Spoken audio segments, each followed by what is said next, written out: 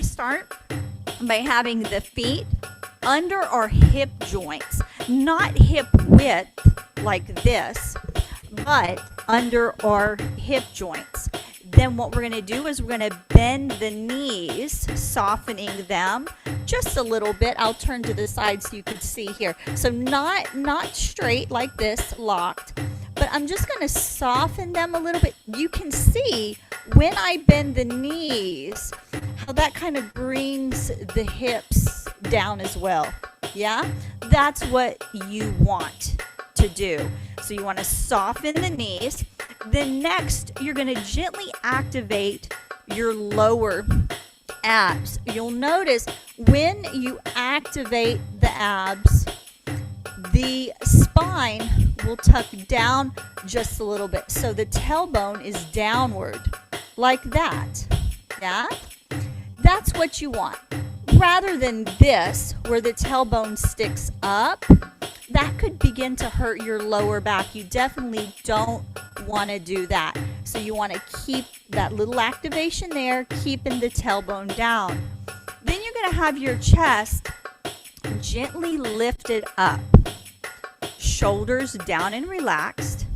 And then the arms are going to be a little bit in front of the body. If I turn here to the side, you can see the difference from this is good positioning, this not so good. Notice my shoulder here poking out on top. You want to round it out, bringing the arms a little bit forward. Notice here I'm not sharp in the elbow. I'm keeping the arm extended. There's a very gentle curve in the elbow. And then the hands, let me show you up close, okay? I have them just soft like this. What you don't want to do is have what I call cat in a bathtub, where like your hands are all open and all the fingers are open. I'm just bringing the fingers close together, bringing the thumb in, and there I go. Now, if I want to make it a little bit fancier, what I can do is bring the middle finger down closer to the thumb so it has just a little more style. So you could do this, you could do this, but you don't want to do this, okay? You want it to look nice. So this is the basic posturing of our body, our arms, and our hands, all right? So the first thing we're going to work on, let me look at my notes here, is a shoulder roll. Shoulder roll. We're going to do one and then we're going to do two. So here I'm going to take my shoulder and I'm going to move it forward. I'm going to circle up. I'm going to circle back and then back down. Forward, up, back, down. Good. Keep circling. So now let's try it on the other side. Something I want you to notice is how my hand is staying stationary in place. I'm letting the elbow absorb what's going on in the shoulder. So my hand doesn't have to move as I roll the shoulder. Now let's try alternating them, okay? So I'm going to do right and then left. Right and then left. Good. This whole time, as I'm doing this movement, as well as all the movements to come, I'm still having a little bit of my brain space on my posture. I'm never letting that go. I'm always keeping everything together. So there's a lot to think about, even when you're doing one movement. Good. So this is the shoulder roll. So the next thing I'm going to show you is called the snake arm. So what I'm going to do is I'm going to be weighted on the left leg. I'm going to sit on that left leg, bringing my right leg and toe forward. I'm going to frame up my left hand on my left hip and extend out my right arm. So I'm postured like this. What I'm going to focus on is my elbow, okay? I'm going to begin by rotating the elbow up. When the elbow rotates up. Notice that the hand just kind of gently drops down. Then I'm going to lift the elbow. I'm going to rotate the elbow down now, gently flipping the hand over, and then I'm going to lower the arm. When I reach the lower position, I'm going to rotate the elbow up, allow the hand to flip, and then lift. So it's always rotate, then the hand moves, then the arm moves. So you want to do that with that timing. 1, 2, 3. Elbow, hand, then move. Elbow, then hand, then move. In that order. Yeah. And as you're doing these movements, snake arms as we call them, you want to imagine that the arm is moving through a thick liquid like honey. Or you can imagine that you're trying to move in a swimming pool. Have you ever tried to do that before?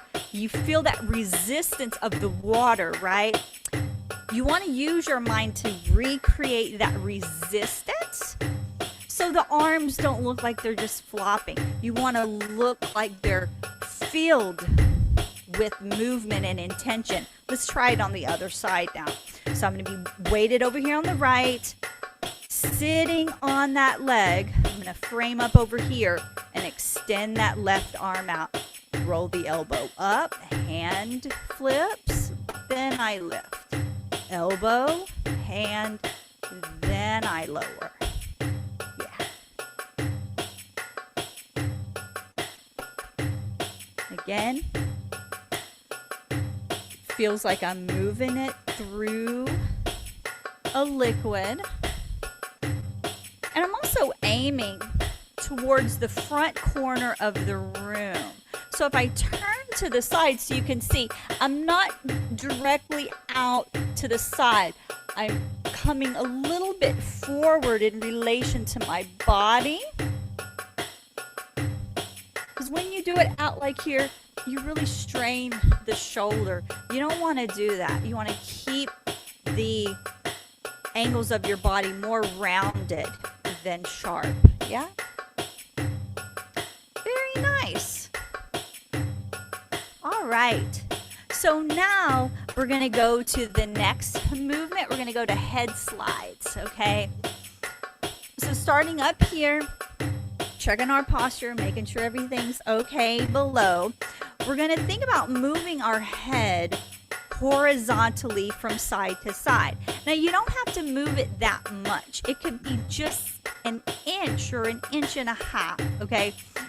I find for new students, if you put your hands like this and then you put them under your chin, you can slide the chin along the top of your hand, and it helps you to keep everything flat and straight, because as you do it, you want to keep your face forward. You don't want to turn your head or tilt your head at all. You want it to go absolutely horizontally while it moves from side to side. Keeping the shoulders relaxed. Don't let any tension build in the neck.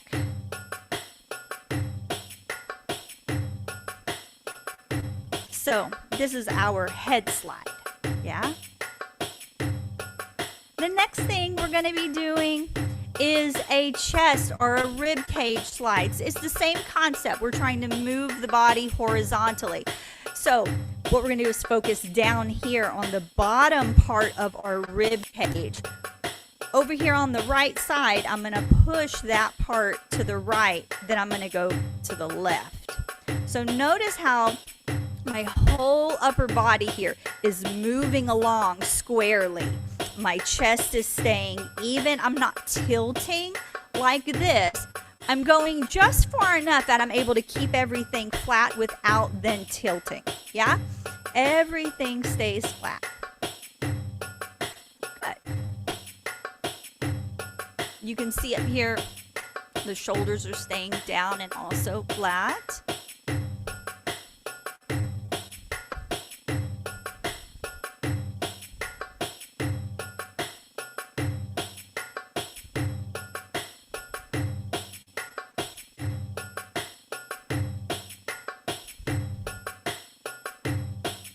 Good. Now we're going to do the same move, but we're going to go front to back. Okay. So same concepts here. I want to keep my shoulders upright, but relaxed. Yeah. And I want to push my lower ribs forward and then pull them back. And as my ribs slide, allow the arms to come along rather than, say, as you move forward, pulling them back behind you and then the other way. You want the arms to move along with the rib cage. See what I mean?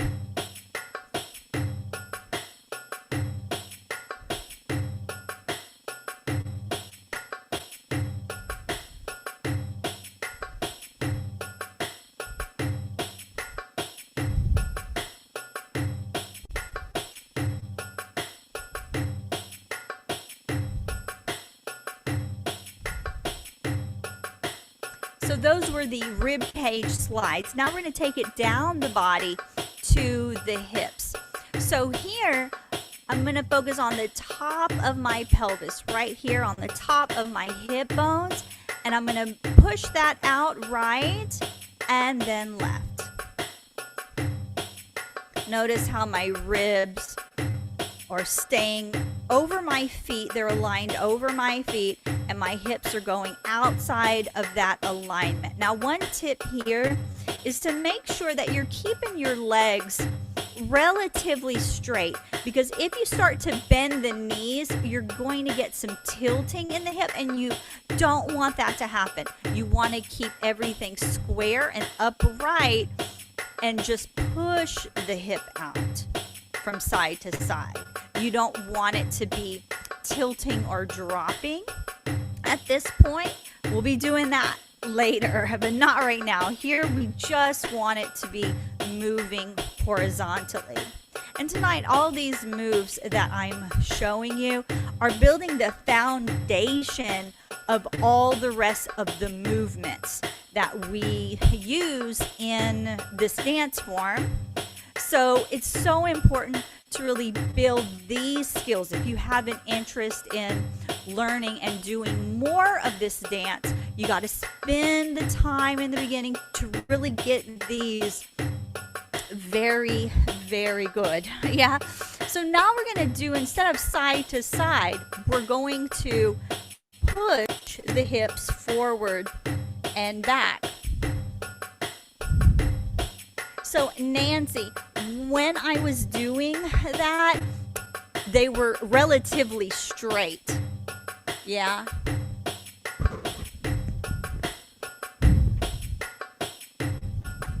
They're not locked, but they're not moving. They're not bending and extending while you're doing the slides. That makes sense.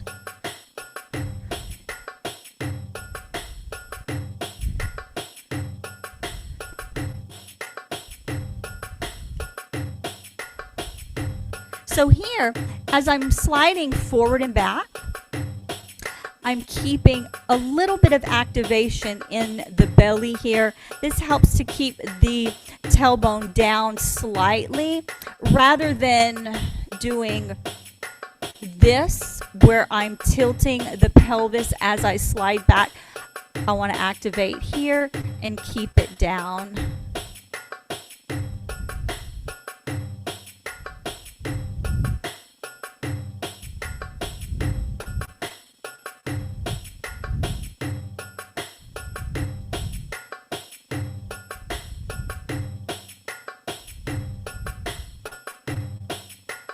Good. Okay, so those are all the slides. That was the hip slides, side to side and forward and back. So now we're going to work on the tilts in the body. We're going to start first with the upper part. We're going to extend in the spine. This causes the ribs to lift. Then you're going to feel the activation here in the upper abs to flex your spine back forward, back, abs, up and down, up and down, up and down. Good.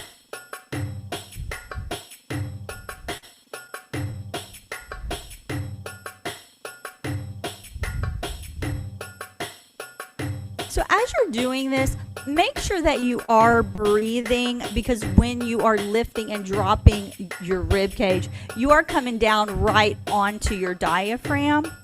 So sometimes in the beginning, you feel like you want to hold your breath there, but you don't need to. Make sure that you're keeping that airflow going. I'm also keeping a little bit of activation here. Sometimes a little bit of activation here helps too, to keep the hips quiet, so I'm able to isolate and just move the upper part of my body without having the other parts move with it. Now, you don't want to contract very, very tightly. You're just activating these parts of your core so you can keep the isolation clean. And of course, always you're standing with those soft knees. Good. All right, so that's the rib cage tilt. Now we're going to go to the hips. So here, think about it as coming from the lower back and from the tummy. I like to think about it as being more driven from this area, flexing the body in this way. Here's the side view. So you can see I have soft knees. You can see that crease happening right here and right here on either side as I tilt forward, back, forward, back, forward, back, forward, back.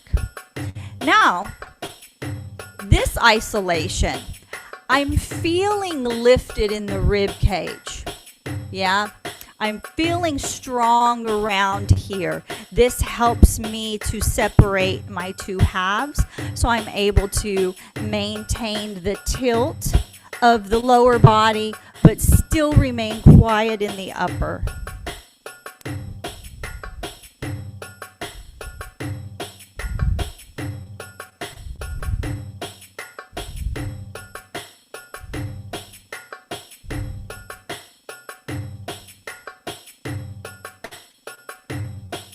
Right. So let's move on to the next set of movements. We're going to be doing a twist. We're going to start in the ribs first. So again, I'm thinking of that lower part of my rib cage, and I want to twist this part of my body forward. This whole part, not just the shoulder, but my whole rib cage twist.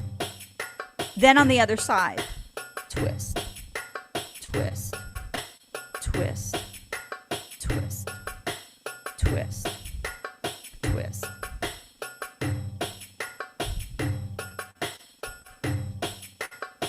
We're going to speed it up a little bit.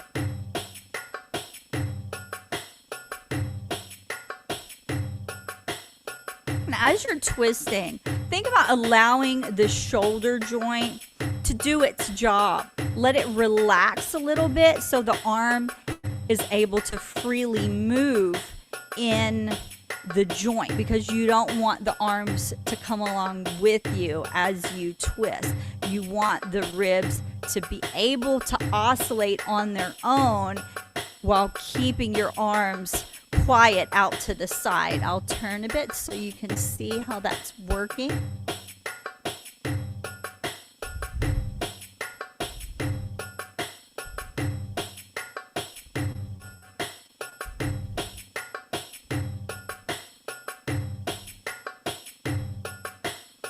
Here, I've sped it up a little bit. I'm making smaller twists.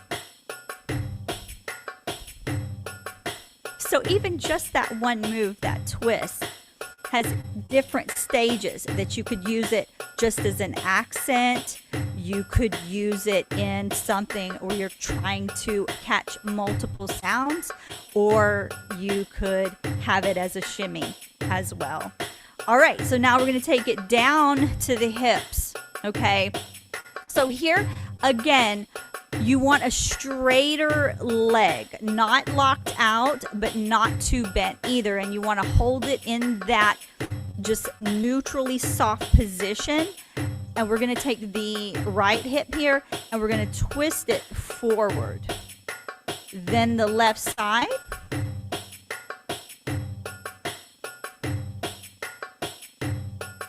I'm moving back and forth, right and left. If I turn to the sides so you can see on me, my hip is twisting horizontally, front to back, front to back. I can speed that up.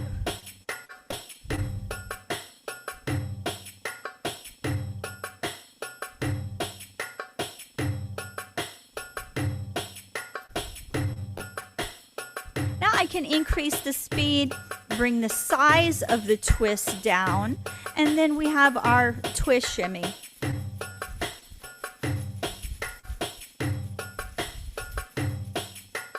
When you're doing movements like these, you have to really stabilize here around the core in order to keep your arms and upper body quiet as you twist.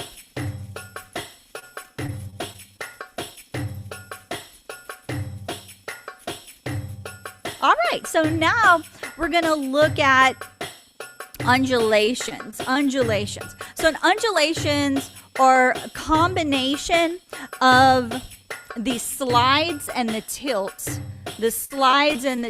So let me demonstrate this basic undulation, this basic body wave here from the side so you could see it a little bit better. I'm going to start here in my rib cage. I'm going to go forward. I'm going to go up like you're doing a chest lift, going up. I'm going to fall back just a little bit. I'm going to go dropping the chest down, letting that ride down my tummy, and then releasing my hips forward. Then again, I start in the chest, forward, up, back, down, all the way to the hips.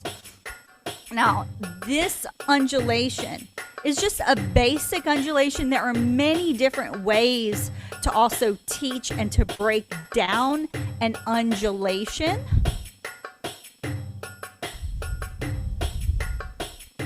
There are undulations that only use the top or bottom of your body. Lots of different things. This art is so cool. There's so many cool moves that you can do, you know. But I like to think about it as your body drawing a question mark. So if you think about how a question mark looks, you have that top curvy part, and then it goes down the body, and then a period at the end at the bottom.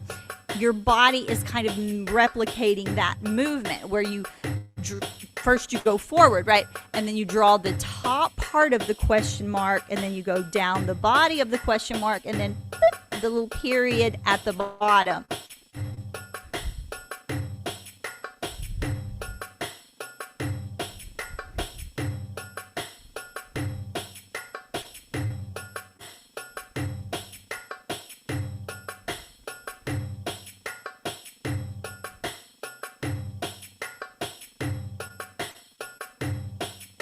I find that this movement is one of the toughest for newer dancers. So if you feel as if you're struggling with it, think about the order, the sequence, yeah? Because you have to follow that sequence precisely with the forward, up, back, roll down. Forward, up, back, roll down. So keep that locked into your head and make sure you're doing each step. Now we're going to reverse. We're going to do a reverse undulation. Okay. So here, I'm going to be really soft in the knees. I'm going to tuck my tailbone, tuck my pelvis under me. I'm going to lean back, and then I'm going to extend my body up. So again, I soften, tuck, release my body back, and then roll up. The key detail here is to keep your chin up, okay? You don't want to do this, letting your head bob up and down as you do it. And again, this is just a basic body wave that's in reverse, going up the body to help you learn the greater control as you start learning more difficult and more various sized undulations that we commonly use.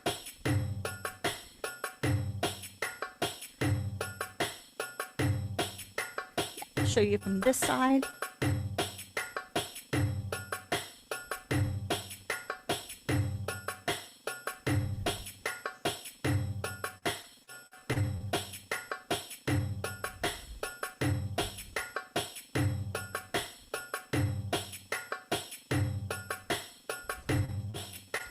So that was the regular undulation and the reverse undulation. Let me take a second here. Okay, just wanted to see who was all on with us. The next thing we're going to work on is called the weighted hip lift and drop. The weighted hip lift and drop. I call it weighted because your weight is evenly weighted on both feet. Okay, so here, if I were to turn to the side, okay, you would see my knees are very soft. Okay, this is, to me as a teacher, a very important concept of, for most movements, we keep our knees soft. Because if the knees are soft, we're able to very easily do different hip movements. If your legs are straight, then they don't do anything except like slides, yeah? So get used to staying a bit lower, keeping your knees soft so you're always ready to do different hip work, okay? So in this one, we're gonna keep those knees soft and you're gonna stay down there. It's gonna feel awkward at first to stand in such a way. We're used to extending our legs out all the way, but here we definitely don't want to do that.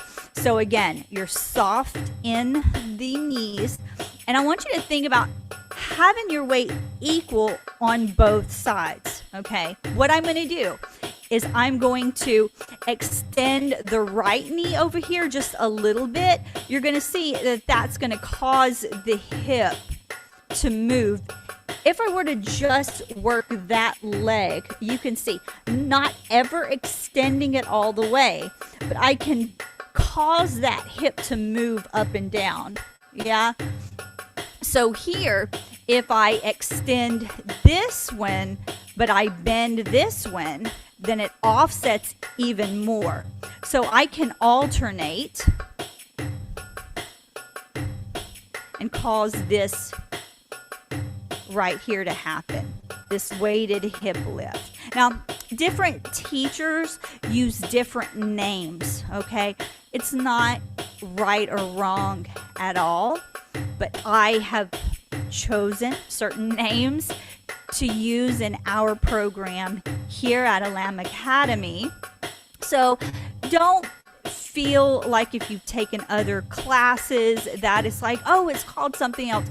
No, it's just everybody uses different names, and that's okay. So it depends on what teacher you want to study with. You want to learn their way, right? So here, I'm going to put it in time a little bit.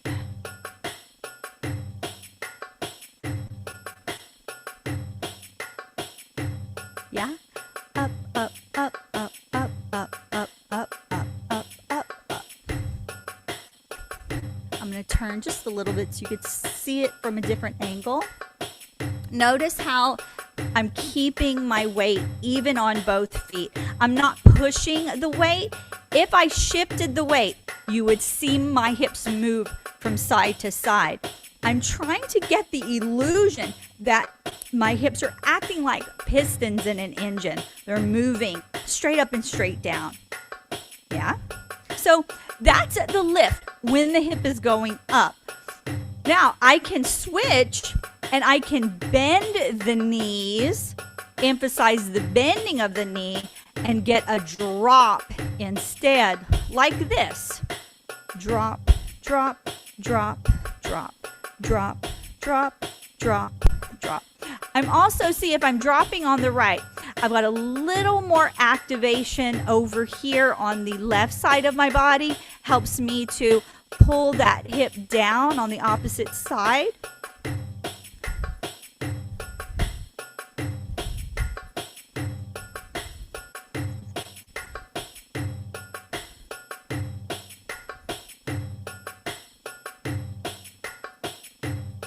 And again, you can see I'm staying in the middle. I'm not pushing my weight out. I'm not doing anything like this where I'm swinging and shifting weight. I'm keeping the weight even on both sides of my body.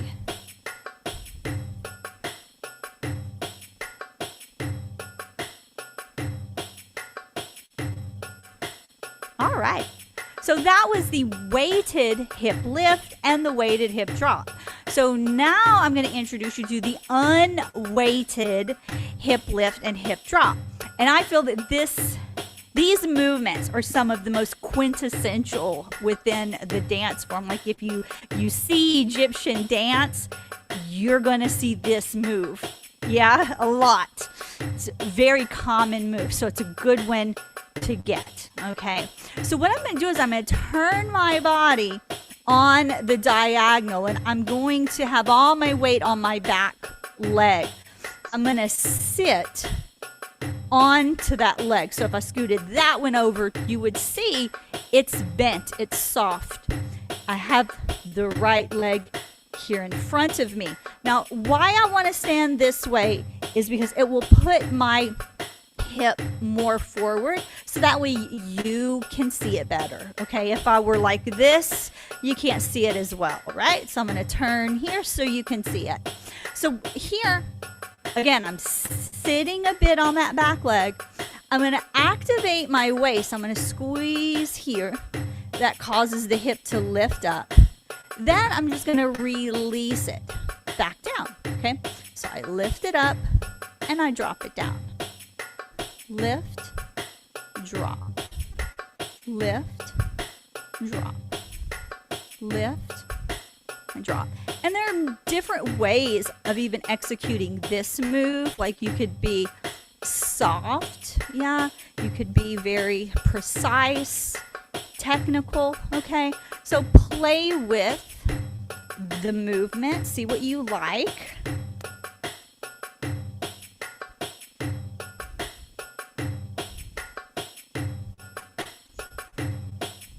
So here, if you're able to hear the music here, I could count it 1, 2, 3, 4. 1, 2, 3, 4. 1, 2, 3, 4. 1, 2, 3, 4. Lift, drop, lift, drop, lift, drop, lift, drop.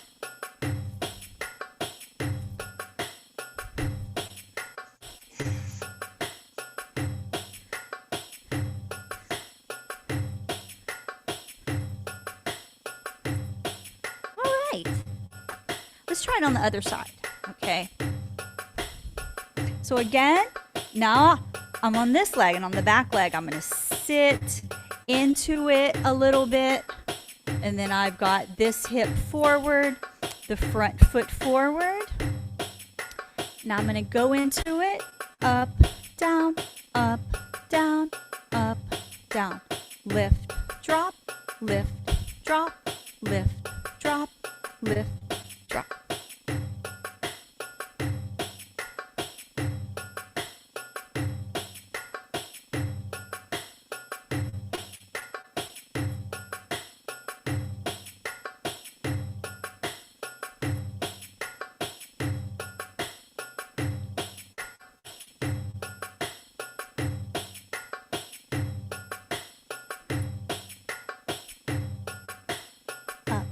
down. And again, it could be soft too. It could be soft, but it can also be technical. Yeah.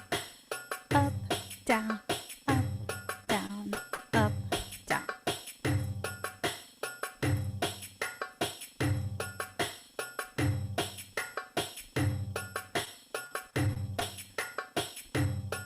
Yeah, so that was the unweighted, because the hip, the side we're working on is unweighted. All the weight is on that back leg. So that's why I call it that. So we've got, let me see, let me double check here. We've done the shoulder rolls, the snake arms, the head slides, rib cage slides, hip slides, chest lift and drop, the hip tilts, twist in the ribs, twist in the hip, undulation down, undulation up. We did the weighted lifts and drops. We did the unweighted ones, and now we have one thing left. The knee shimmy. The knee shimmy. So this is another one of those really quintessential movements to the dance form. Over time, trends in shimmies change, but for quite some time, this has been the predominant shimmy. And I can tell you this, teachers teach this in a million different ways. So I'm just going to show you how I like to teach it. Okay. So here again, we're going to start with soft legs. Okay. What I want you to think about is bending your knees. Bend, bend, bend, bend, bend, bend, bend, bend, bend, rather than back, back, back. I don't want you to lock your knees as you do this. I want you to keep some softness until you gain more control, okay? So here, again, soft bend, and then you bend one leg and then the other. Bend, bend, bend, bend, bend. I like to think about it rather than the knees are coming from the knees, that you're trying to rub your legs together here in between in your inner thighs. Okay, like you're trying to get that action. Let me show you this to happen here in your inner thighs. Okay. So you can see me. So some dancers, they like to do it pretty straight like this. Their legs still aren't locking, but they have control. So I find in the beginning, if you soften the knees more, you're going to feel your inner thighs move quite a bit. Then you know that you're moving the right parts of your body to make this happen. Okay? So if I were toward you, so you can see the shimmy happening. Angled view, side view. Yeah. This one takes a while to get. It takes a while because you have to build endurance in your legs to move back and forth. Now, I got a very awesome tip one time from a samba dancer. Now, you don't have to do this. Stay standing. I'll just drop in. I'm going to show you, okay? She taught me this movement that you could have students do to just get used to moving their legs like this. So if you're at home watching Bridgerton, okay, you can just lay back and let your legs get used to moving in that way quickly back and forth for a long period of time, okay? And then you can always, anywhere you're standing, you can always practice your shimmy. Now, in that shimmy, you're going to experience something that I call a breakdown. Your knees are going to go wacky and your shimmy is going to stop working. What I want you to do when that happens, because it's going to happen, okay, is reset the knees and then start slowly again start slow. You don't have to go fast in the beginning, okay? Just go slow at first and then slowly increase your speed. Slowly increase your speed. Slowly increase your speed, and then you'll be able to do it full speed. Your full speed, okay? Which everybody's a little bit different.